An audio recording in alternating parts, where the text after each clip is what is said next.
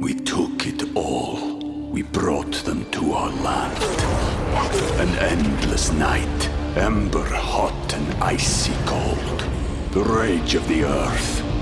We made this curse. Carved it in the blood on our backs. We did not see. We could not, but she did. And in the end... What will I become? Senua's Saga. Hellblade 2. Play it now with Game Pass. You're listening to Away with Words, the show about language and how we use it. I'm Grant Barrett. And I'm Martha Barnett. A couple of weeks ago, we had a call from a guy who wanted a term for his ex-wife's new husband. Oh, boy. Remember that? I do. It was a polite term. You know, I kept getting reminded for days on end because we kept getting emails and tweets about We it. We did, because we asked, right? We did. They all had a really good relationship, and so he wanted a positive, cordial word for that. And we heard from lots of listeners. I think far and away, the suggestion that we heard most was husband-in-law. Husband-in-law. Yeah, which sounds very matter-of-fact, right? Okay. Right, I like that. We did hear some suggestions for step-husband, and then some people looked to software and suggested version 2.0 or an upgrade. An upgrade, very good, yeah. Yeah, and then there were a couple other ones that I really liked. Jules from San Diego suggested relief pitcher, kind of like that. And Jeff Chavez suggested stunt double. Stunt double. Okay. Why? Sure. I don't know. Well, speaking of Y, some people instead of X suggested Y. I saw a few of those. Oh, yeah, Yeah, right. that's pretty clever, but I don't know because it sounds like the other word if it would work, but still clever. Exactly. And we did hear from David Heim in Oxford, Connecticut, who asked for another word. He wanted a word for spouses who separate and then reunite because his oldest friend had divorced his wife, and then several years later they got back together, but they're not married, so they're sort of XXs. XXs. Yeah, wow. But he wants another term for that. I don't, XXL, XX lovers. Wait, that sounds I like don't know. a T-shirt size. I don't know. Triple X. I have no idea. Well, I guess the point is that English sort of has a paucity of terms for these kinds of things. We know you've coined new words for the odd relationships you have with people in your life. Maybe you loved them and now you do again, or you don't love them anymore, or you want to love them. What's the word you use? 877-929-9673. Email words@waywardradio.org. Hello, you have a way with words. Hi, this is Chris calling from Burlington, Vermont. Hi, Chris. How you doing? Good, how are you? Excellent. What's going on? Well, I got a phrase here that I used growing up here in Vermont. It's Jeezum Crow. Jeezum Crow. When do you say it? What do you do? What's happening when that's going on, when that comes out of your mouth? Usually it could be something you use when maybe you're angry or you're surprised. It snowed overnight. You'll wake up in the morning and look outside and go, Jeezum Crow, look at all that snow. And do you ever say it when you're angry, or is it more an exclamation of wonder? Yeah, it's definitely used in anger. A lot of times used to substitute taking the Lord's name in vain, if you will. Right. There we go. You're on a track there. Mm-hmm. Yeah, and Chris, do you have any thoughts about how to spell it? Is it one word, two words? What I know is two words, and it's spelled Jeezum, and then Crow. Yeah, if you hadn't said you were from Vermont, I was going to ask if you were from Vermont, because that's a very common expression there and in northern New York. And as far as we know, it's a euphemism for saying Jesus Christ. Yeah, it's a minced oath. It's like Jeepers Creepers or Jiminy Cricket or yeah, there are a lot of those exclamations that start with that J sound. There's an alternate spelling, which is, in my research, a little more common, Jesum, but it's the same, and it's also from Vermont.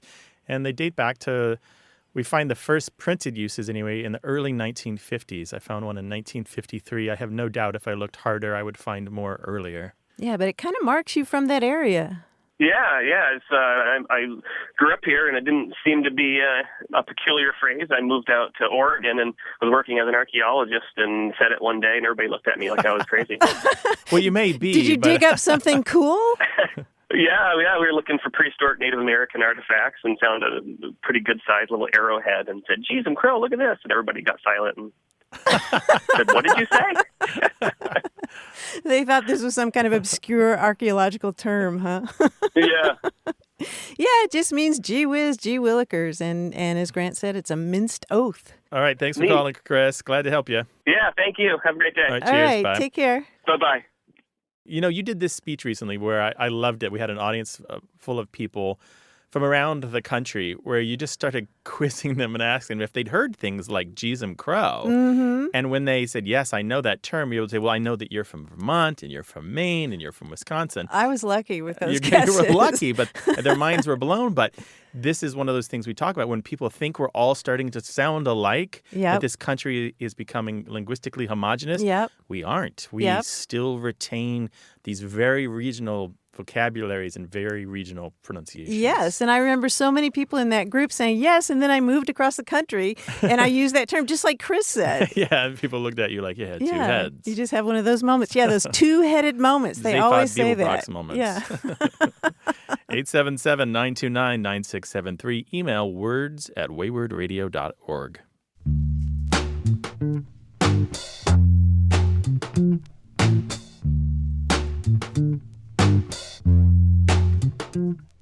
I just came back from an overnight backpacking trip in the desert, and I came back with a great souvenir.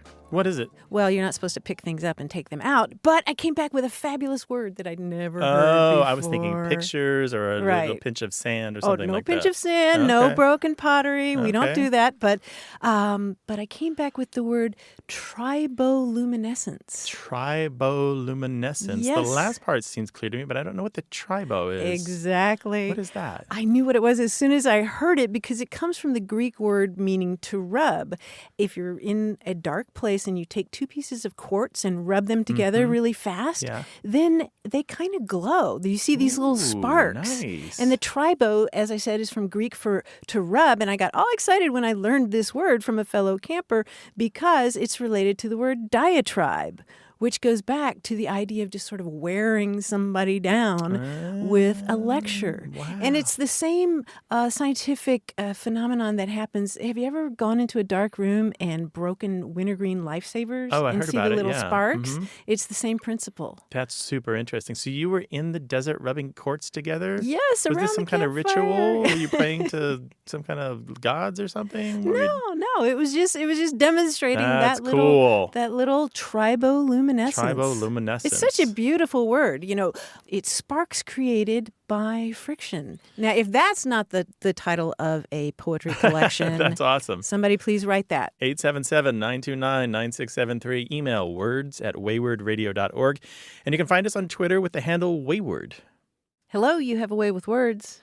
Hi, this is Scott, and I'm calling from Haymarket, Virginia. Haymarket, Virginia. Where is that? So Haymarket, Virginia is in northern Virginia, kind of outside the normal Fairfax boundaries. We're in Prince William County. Oh, okay. All right.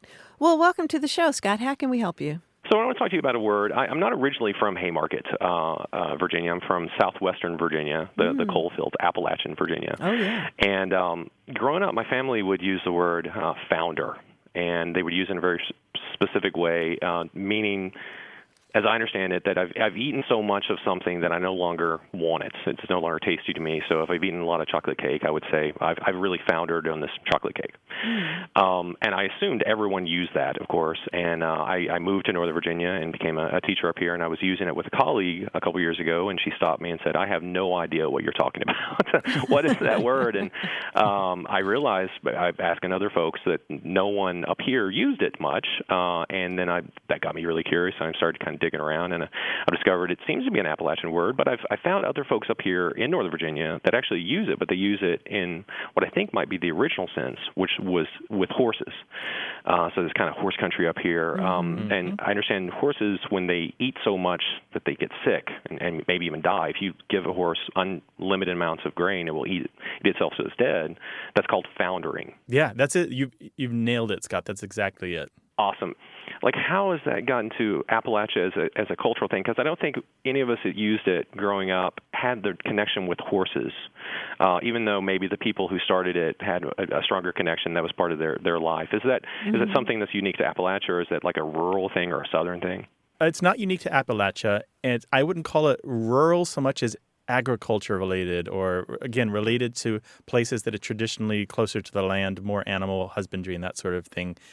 When you look at uses of founder to refer to eat too much, it's so often horses who've done things like found their way into an apple orchard and gorged themselves on unripe apples. So not only are they completely full, but they're sick from the green apples. And it causes problems in their GI tract and so forth. And you'll find also references is in the late 1800s, although the term dates at least to the 1860s applied to humans and animals, you'll find it talking about hungry young kids who come into the house and have way too much of whatever is on the table and just, they're just sick from eating so much. I think it's a natural outgrowth from that to compare ourselves to animals. We are animals after all, but it's not that big of a jump. But it appears mainly in, I hesitate to say rural, because in horsey parts of the country that I don't think of as rural because they're so close to suburban areas or urban areas even, they still use this term. The dictionaries all say it's standard to say that an animal foundered when it ate too much and was debilitated as a result. But I mean, did you grow up saying I foundered on too much apple pie at the table? Unfortunately, yes. I did founder on quite a few things. Yeah. And I would advocate, I'm going to use your national platform here, I think we should all use founder. Like, it's a perfectly good word, and I don't have another word to use for that. I'm in situations, and I'll say, I really foundered on this thing I'm eating. I don't want it anymore. It's the sensation of not really being hungry for this particular item for that. And you're suffering as a result. Is that right? Is that part of the meaning? Exactly. Yeah. Well, it's always kind of a humorous thing. I think every time that I use founder, I'm pointing out that, how ridiculous I am that I've eaten so much cake that I don't want any more cake. Yeah, I've heard people say I've had an elegant sufficiency of this or I've been sufficiently suffoncified, but...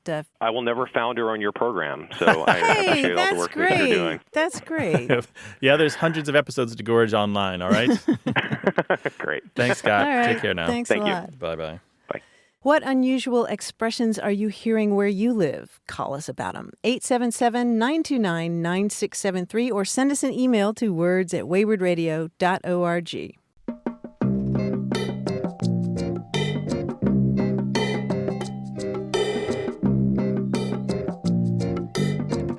I hope you'll forgive me, but there was a discussion on Metafilter recently about farting, and there were a couple terms that came up that I thought were worth sharing. One of the users says that their grandmother used to call it making a little wish. Oh, I like that. Yeah, that's sweet. That's gentle, right? That's pretty nice. Yeah, and then someone else said you could call it a love puff. That's very right? sweet. And so the whole discussion is about when you're comfortable with flatulence in front of your romantic partner. I was going to say, it sort of depends on the puffer, doesn't it? Totally does. Yeah. I won't tell you what a Dutch oven is, but you should Google it, too. 877-929-9673. Email words@waywardradio.org.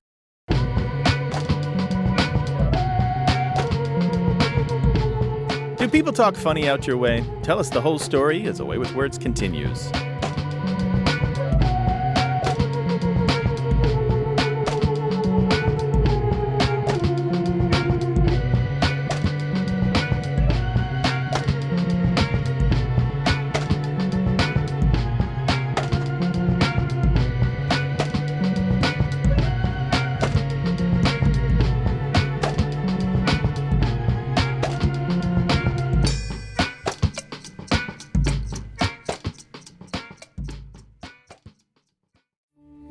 We took it all.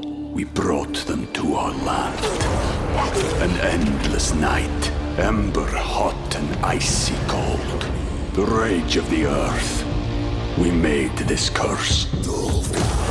Carved it in the blood on our backs. We did not see. We could not, but she did. And in the end... What will I become? Senwa Saga. Hellblade 2. Play it now with Game Pass.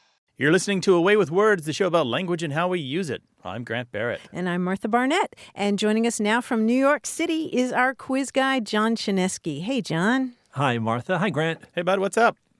Well, I recently renewed my membership in the National Puzzlers League. Good. Okay, yeah. I thought since we haven't talked about them in a while, we could do a quiz based on some wordplay that is found in the NPL newsletter, The Enigma. Okay, cool. Great. All right, let's do it. Now, as you know, The Enigma, they have these little special puzzles called flats. They're little verses, and each one has a particular different kind of wordplay inside it. Now, this one is called a head-to-tail shift. A head-to-tail shift is when you take a word, you take the first letter of that word and place it at the end of the word, making a new word. Okay. Okay? Such For example, take the word rove. Move the first letter, R, to the end of the word, and you get Over. over. Now, that's a pretty basic head-to-tail shift. Okay, All good. right. Now, I'll give you a sentence with 2 words missing, and you supply the missing words, and those will be a head-to-tail shift. Oh, cool. Okay. Here we go. My dearest darling, there's no one on blank to whom I would rather give my blank. Earth, heart. Earth and Ooh, heart, very yes. good. Very good, Grant. Nicely done. It is recommended that the duelists take 10 blank so that there is enough blank between them. Paces in space. Paces in space, yes, very good. When her boyfriend presented her with the blank, she displayed a triumphant blank. Ring and grin. Ring and grin, very good. You blank to know that it's only the most insecure boys who talk so blank. Talk so bold, loud. Tough ought. Ye- You ought Yes, to know. there we go. Martha. Perfect. There we go. Ought Nice. and tough. The love god blank inspired me to give you this red blank. Eros and Rose. Eros and Rose, very good. Martha, you're killing it. My guesses about this puzzle are running blank. Maybe you can give me a blank? Hint. Thin and hint. Thin and hint. Thin and hint. Way to go, team. I told my southern cousins, that will be one tough battle. Blank will definitely need a blank in that fight. Y'all will definitely need an ally. You're talking my language there. There you go, Martha. Y'all, an ally. In the NPL, we usually ignore punctuation. I figured. It really blank my heart to see Grandma greeted by a blank of loving relatives. It's not broke, is it? No. No. It hurt. Worms. Swarm. Oh, Yes. worms. Warms and swarm. Very good, Grant. Nicely done. If you're going to just let your air rifle blank off your arm like that, make sure it's blank away from me. Glance. Pointed. Directed. Dangle. Angled. Yes, dangle and angled. Finally, now this one's a little tough. It's kind of weird. At the aquarium, a rank odor seems to blank from the tank holding the marine mammal, the blank. Okay, how many can there be? Almost. Manatee. It's funny. Otter and. Emanate and manatee. Oh, Yes, there we go. that's it. I was going to Emanate say otter and and rotten manatee. are one letter off, unfortunately. I was sitting here doodling with that. A different flat type. Missing That's that great. You got N. emanate and manatee. Now, let me Very say good, this. Martha. My advice is if there's a rank odor emanating from your manatee, have that checked. Just a little public service announcement. Please. Is that it? Did we win? Check your manatee. That's it. Yes. Manatee. You guys did fantastic. Nice work. John, thanks so much for the quiz. We'll talk to you next week. Thanks, guys. Talk to you next week. Bye, John. This is the show about words and language and how we use it. 877-929-9673. Email words@waywardradio.org. Hi, you have a way with words. Hi, this is Dee Dee Bonwit. I'm calling you from Greenville, Tennessee. Greenville, Tennessee. Is that in the east? Very far east, yes. Ooh, near the Smokies. Yeah, All right. in the shadow of. Oh, great. Well, what would you like to talk with us about? Well, I had heard a word used the other day. I was watching a movie. I was watching that movie, Gone Girl, and the detective in the movie used the word meta, M-E-T-A. So, of course, I know several words that start with meta, but I don't know the word meta, so I looked it up on my dictionary app, and it wasn't in there. So I thought you all might have an answer for me. Dee Dee, do you remember the context in which it was used? Oh, boy. I was afraid you'd ask that. That's I'll okay. have to go back and watch the movie again. We're pretty sure we know what you're talking about, so we can probably come up with some examples of our own. So if Martha and I are out for ice cream, and we're talking about this ice cream store, and she's got a big scoop of vanilla, and I've got a big scoop of chocolate, and she starts to talk about what other people are saying about us as we're sitting there eating our ice cream. And then we switch. And then Martha says, and now they've just said, why did they switch their ice cream? And they're coming with all these conspiracies. She is talking about the meta-narrative. She is actually giving the meta-narrative about us. So meta is self-referential. You are talking about the thing that is being talked about. Or the thing being talked about is talking about itself. Does that make sense? Yes. Sometimes it's kind of used just to mean the bird's eye view or the big picture view or the umbrella view or the parachute view, whatever you want to call it. So you're looking at something as if you are removed from the subject and actually aren't a participant in what is happening. That's meta. Oh, Yeah. okay. And I know this term because there's a website that I've been a member of for a long time, a part of the community, anyway, called Metafilter, metafilter.com, which is a discussion forum. And the whole point of this was a place where people could go to discuss the things that were happening in their world, be it a news item or be it something personal or just a hobby or a pastime or something like that. Yeah, and meta itself is a Greek preposition that means either beside or after. So you'll find it in words like metaphysics, metaphysical, and so forth. But the new word is a little different. It is an adjective. And you will frequently find it with an intensifier like so. It's so meta because it's slangy and colloquial and far removed from the academic world. Right, and that was the way it was used. That's very meta. Yeah, very meta. Yeah, very, very, very common to do that. But again, yeah, self-referential talk, all right? Thank you so much. Yeah, sure. Okay, thanks. Thanks for calling, Dee Dee. Bye-bye. Take Bye-bye. care now. Bye-bye. Speaking of meta, I went to Chula Vista, California to give a talk at a library, and I knew I was in the right place when I pulled into the parking lot and saw a bumper sticker that said, "Metaphors be with you." It made me feel right at home. Call us with your language questions, 877-929-9673, or send them an email to words@waywardradio.org.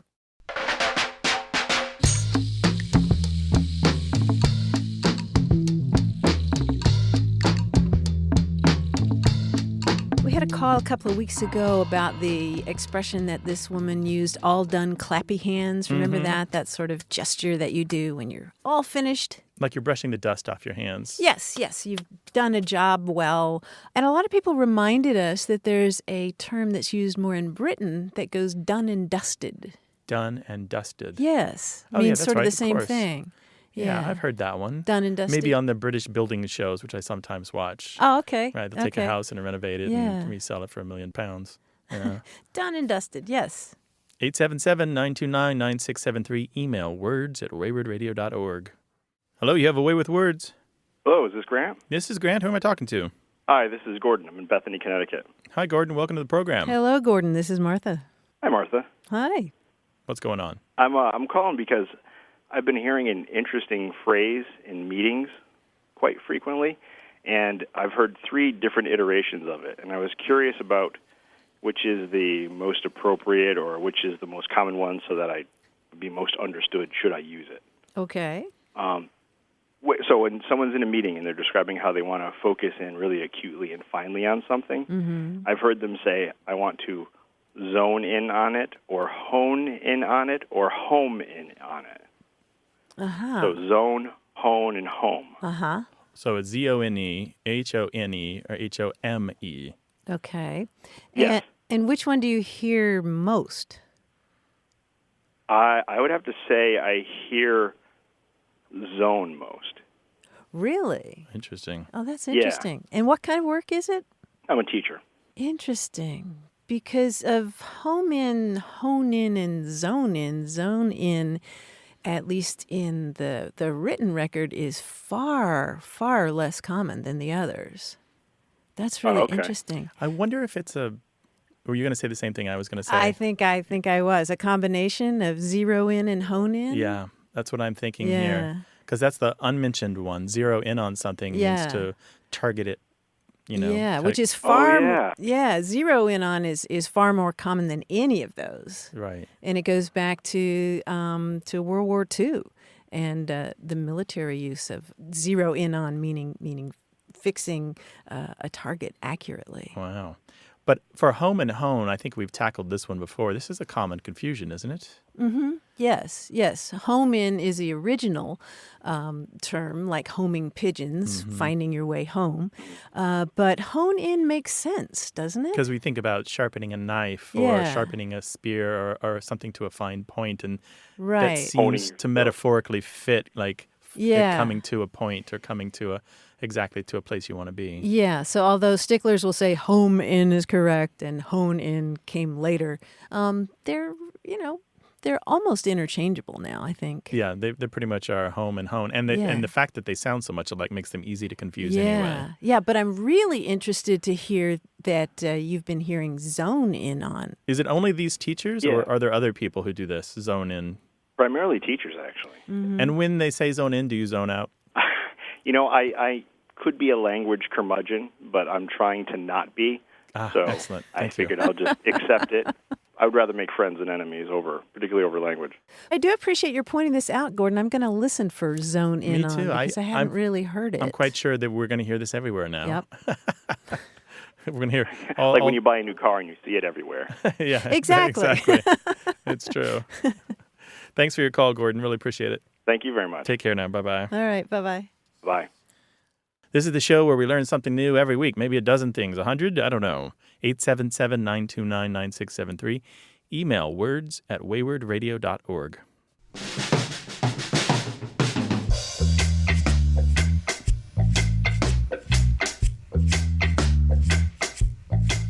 I still have a list of words that I have to look up every single time I run across them.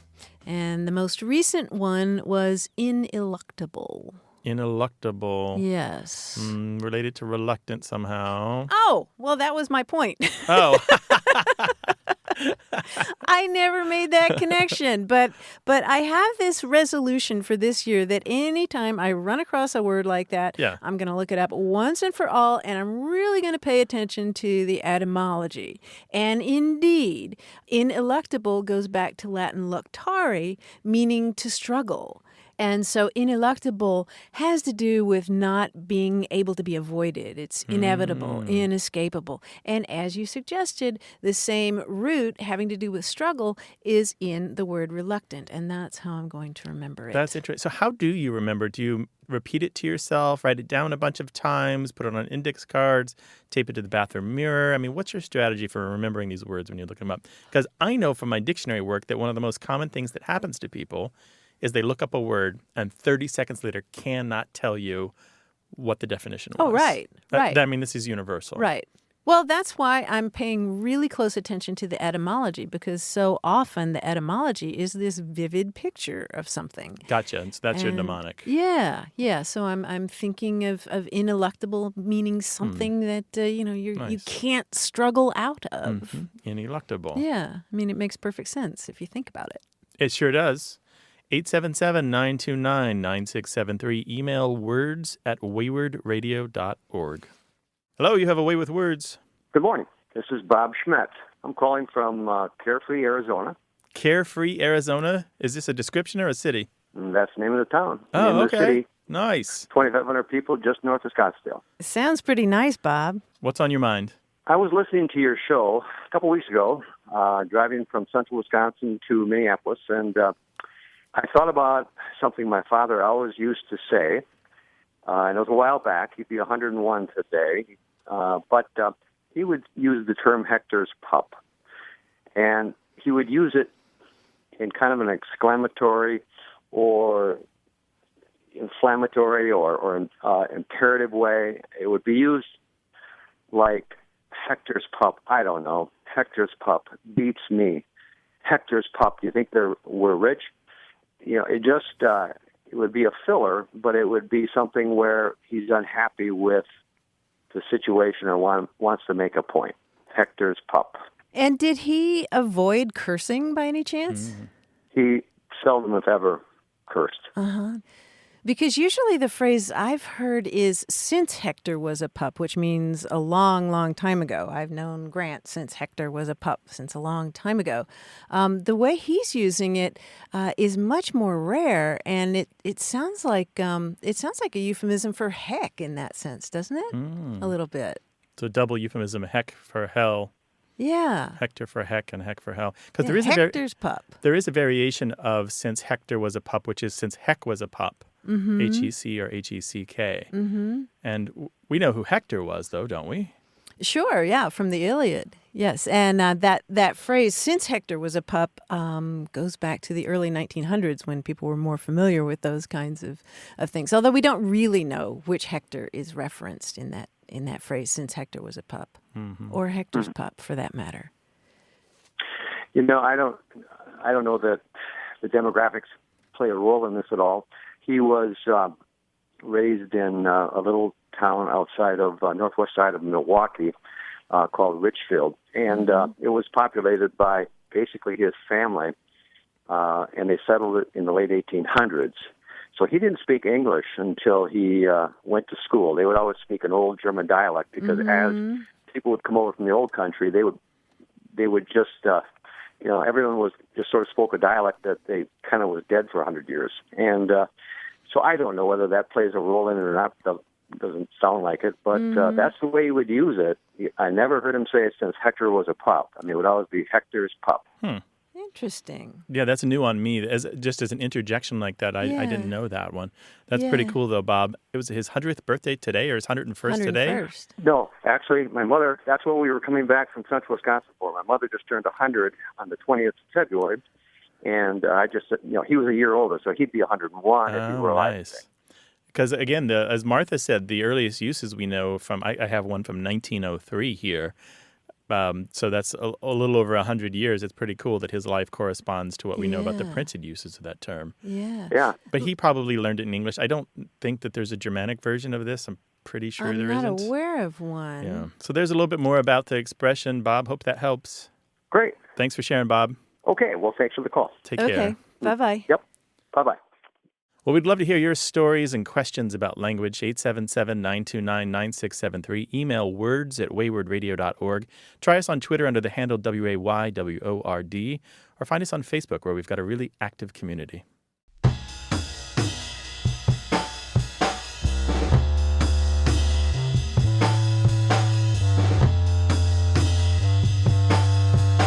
I just heard from my friend Eduardo, who lives in Portugal, and he often sends me things in Portuguese, and he just sent me a couple of great idioms that I wanted to share with you.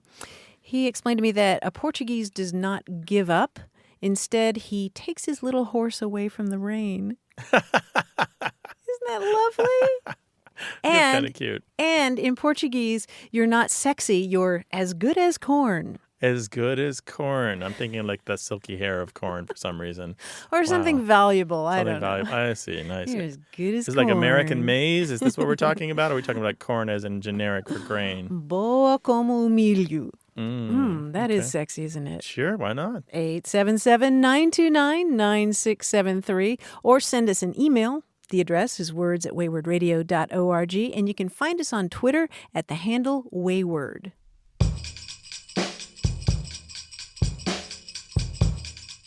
More conversation about what we say and how we say it. Stay tuned.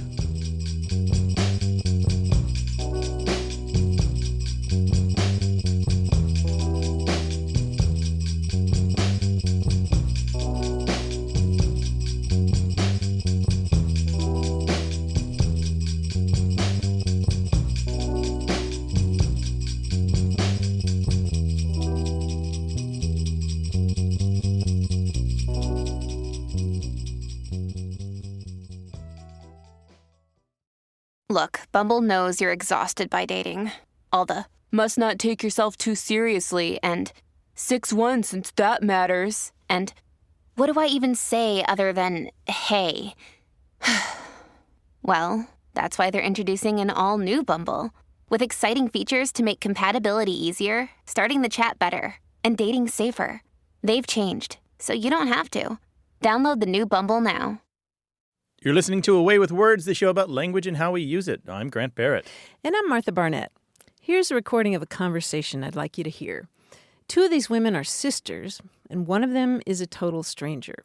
All three of them speak English as their first language, but in this conversation, they're using English with a kind of twist. But let me just say that all of them understand each other perfectly. Get what a good biggie for the gun, with a gore for the gun, to the good, the gat, again, put a goblet of gick, but again, at a goblet of gun, again, need to go to the gals. But again, just go to the good game, where the gas to the gun, to the gore, the gas to the gore, and again, it got like, it gets the game, it got in the gore to come off, again, it got the guy, the with a give for the gun, that I got, but give for the gore. Wow. I How love about it. that? That's amazing, right? Yes. What is the syllable they're inserting in those words? They are inserting the syllables idig. Idig. Yes, Okay. they're speaking a form of gibberish that they call idig. So, for example, the name Grant would be Grittigant. Good against. Yes, but they're doing that with all the words. Now remember, these are sisters who are talking with a woman they've never met before who also happens to speak gibberish. And in this next little clip, one of them says, "Definitely, it's so weird to hear you speaking gibberish. It makes me feel like you must be someone from my family." And the other one says, "Yeah, me too." Listen and see if you can hear it. Did you hear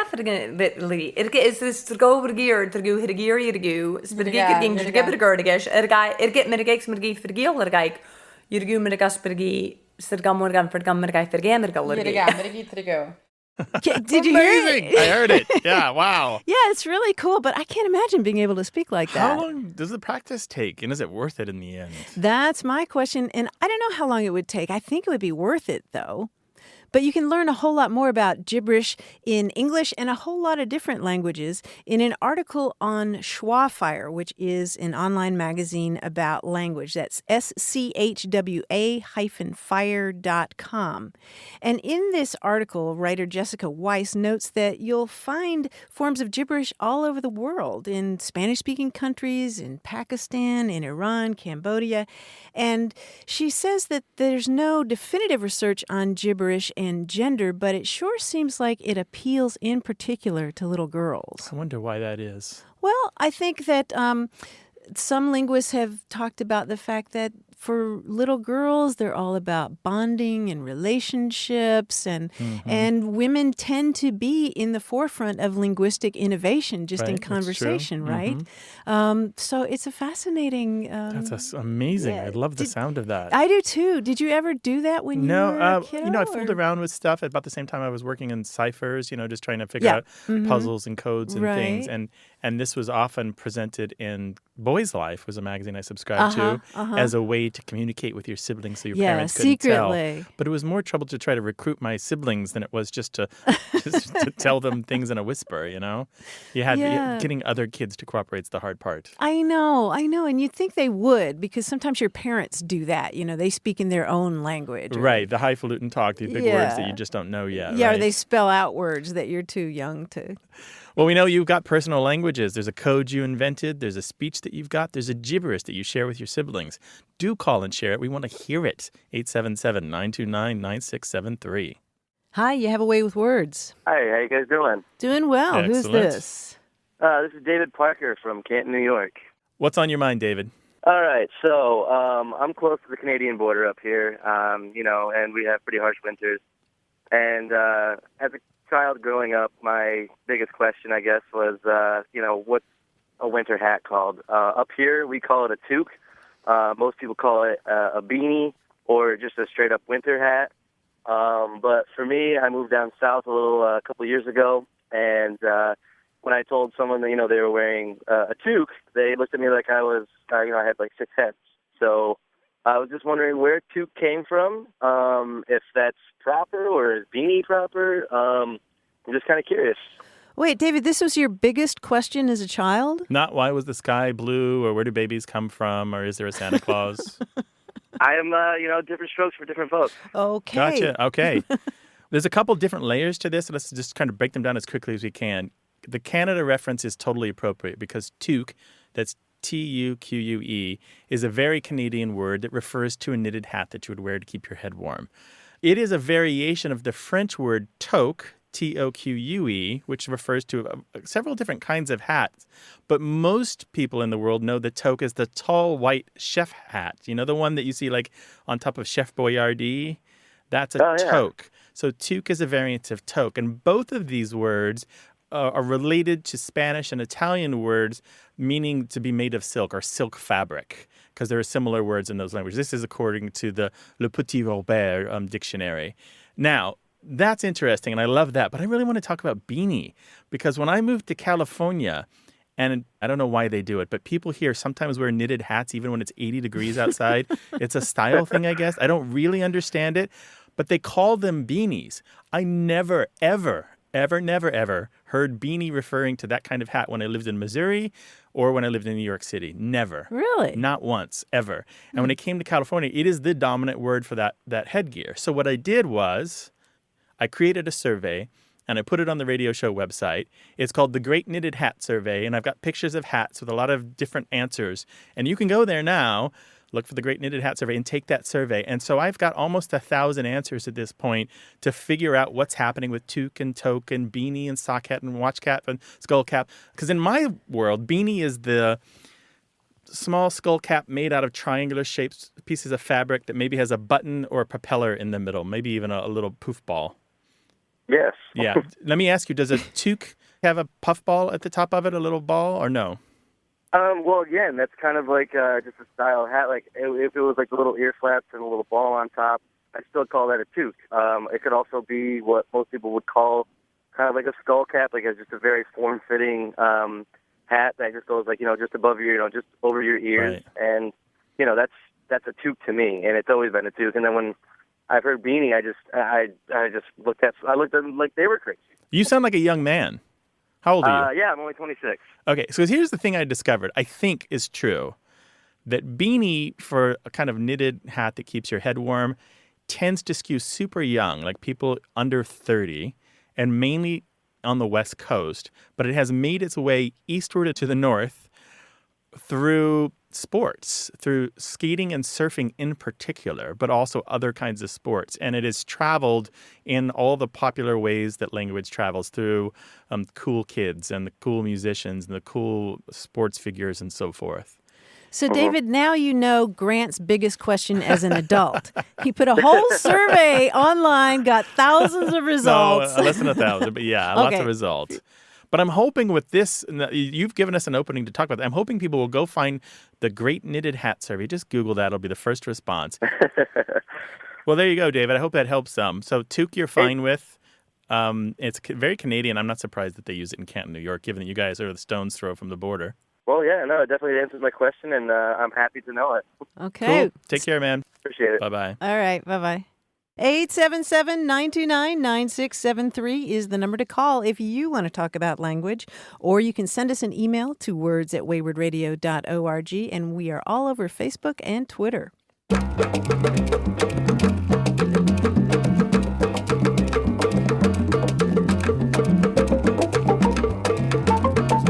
In Germany, if you ask someone for a date and they don't want to go out with you, they don't turn you down, they give you a basket.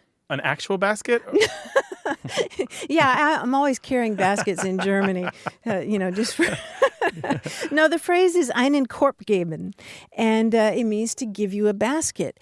There was a medieval legend about a woman who was being courted by this guy who wanted to marry her. And she lived in a castle, and there was a window, and instead of letting her hair down like Rapunzel, she let down a basket, and he was supposed to get in the basket, and she was going to haul him up. It so happened that she decided to turn him down, and so she hauled up the basket halfway and left him hanging there all night so that he was made fun of in the morning. Oh. Yeah, so if you're given a basket when you ask somebody out in Germany, it means you've been turned down. Well, don't turn us down. The invitation's open, 877-929-9673. Email words@waywardradio.org. The handle Wayward on Twitter. And we have a really active Facebook group. Hello, you have a way with words. Yes, hello. This is John Davis calling from Sparks, Nevada. Hi, John. Welcome. Hi, John. How you doing? Good, thanks. I'm interested in the word ought. My dad used it a lot. He was born in 1900, and when you asked him when he was born, he said, ought. He used it generally quite a bit. He was from Tennessee. I was interested and looked it up in a couple of good dictionaries, OED and the Webster's, and couldn't find it, but I was spelling it with an O. And then when I realized it, I tried to spell it with an A and found it. Ought, meaning zero. Or nothing, right. Yeah. Meaning zero. Most Americans would know it in the designation for weapons, like 30-06. Right. Which is 30.06 if you look at it as numerals. Yeah, it's interesting. It probably comes to us as a misdivision, which is when people heard a naught, because a naught, N-O-U-G-H-T, also means a zero or nothing. And they heard it as two words, but A-N space O-U-G-H-T. So an ought. This has only happened a few times in English. It happened with napron, which became an apron, the garment you might wear in the kitchen or the tool shop when you're working to protect your clothes. And it happened with the snake. It used to be a nadder, and now it's an adder, A-D-D-E-R. Mm-hmm. And it's really interesting to think about it. But the whole thing is messed up even more because we have ought, A-U-G-H-T, which mostly means anything. Like you might say, he didn't know aught about baking. You mean he didn't know anything about baking, but it's used in negative constructions, so ought takes a negative kind of value. Does that make some sense? Yeah, that's very interesting. When I think about it, he did use the term not. He used the not as well as ought? Yes, Okay. Was he American? He was born and reared in Tennessee. Tennessee, okay. Interesting. Now, it's funny, I think of people from the early 1900s as using the word ought. When the 2000s came around, we heard some people try to revive it, but it always seemed pretentious, and it didn't Mm-hmm. It didn't seem natural. No, not authentic at all. But yeah, that's cool. Yeah. Well, John, glad to help you out with a little bit of history behind the term. Thanks very much. I love your etymology on the air. Thank you very Great. much. Take care now. Good talking with you, John. Bye-bye. Goodbye. Bye-bye. 877-929-9673. Email words@waywardradio.org.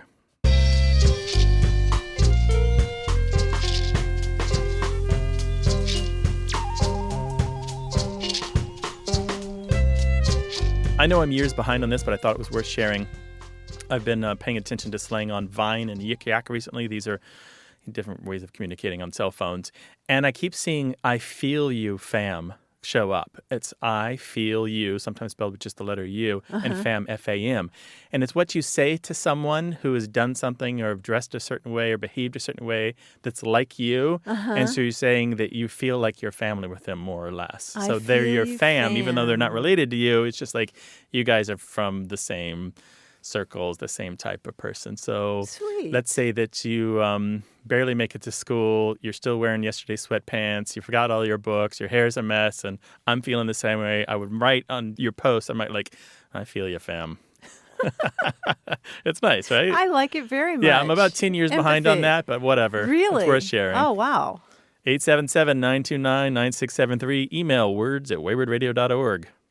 Hi, you have a way with words. Hi, this is Fawn from Danville, Kentucky. Welcome to the show. How can we help?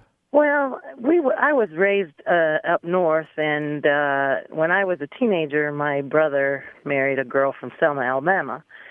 And, she was cute as a bug, but had a lot of colloquialisms. And one of them that she used consistently was she would say, oh, we were going to town, we were cutting a rusty. Or, so-and-so was doing this, and they were cutting a rusty. And I thought that was just I kind of had the idea that they were going fast or they were really getting after it, but just never had heard that expression anywhere really but from her or from that area of Alabama. And I just thought I wondered where that came from. Yeah, that's fabulous. A rusty. A rusty. So there's a connected history here to some other words that you probably know.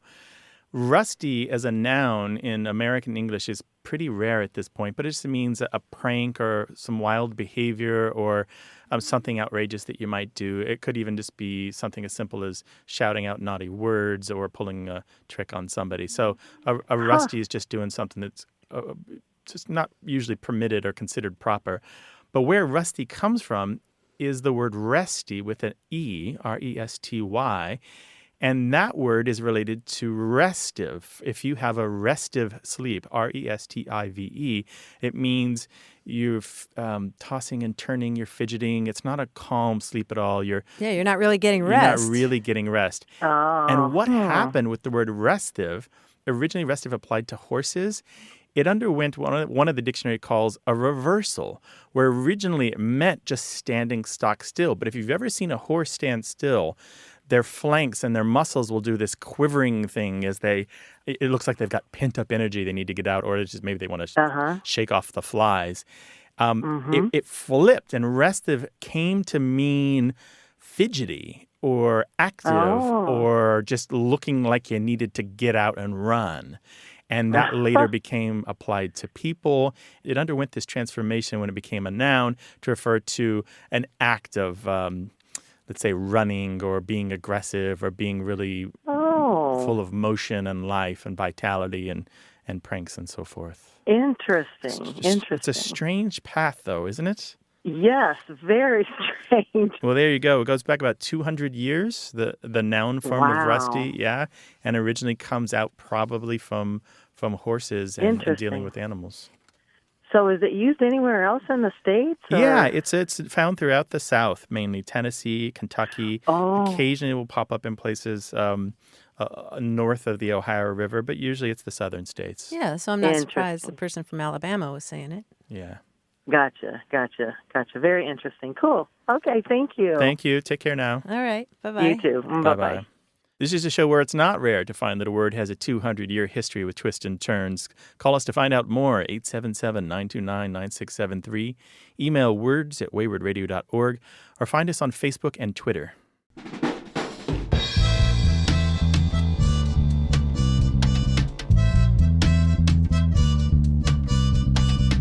You know, when somebody thinks they're the bee's knees, they just think they're God's gift to whatever. Yeah, kind of full of themselves. Yeah, exactly. There's a great expression that comes from Northern Ireland that goes, she thinks she's no goat's toe.